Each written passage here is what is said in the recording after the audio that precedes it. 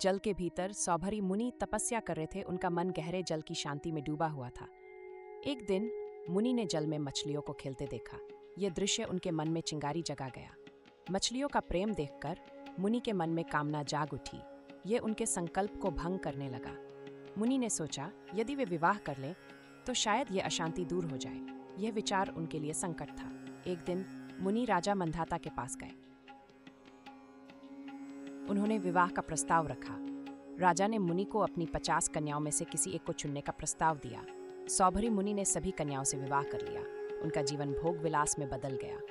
अब मुनि का हर दिन सुख सुविधाओं से भरा था, परंतु भीतर एक अशांति थी। समय के साथ मुनि को समझ आया कि भोग विलास आत्मा की शांति नहीं लौटा सकता।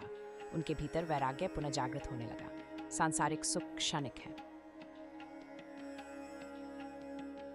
सौभरी मुनि ने अपने परिवार के साथ सांसारिक बंधनों को त्यागने का संकल्प लिया। उन्होंने भगवान विष्णु की आराधना में लीन रहने का निर्णय लिया। उनकी पत्नियां भी उनके निर्णय में सहमति में थीं। वे भी भगवान की शरण में जाने का निश्चय कर चुकी थीं। सौभरी मुनि ने साधना का मार्ग अपनाया।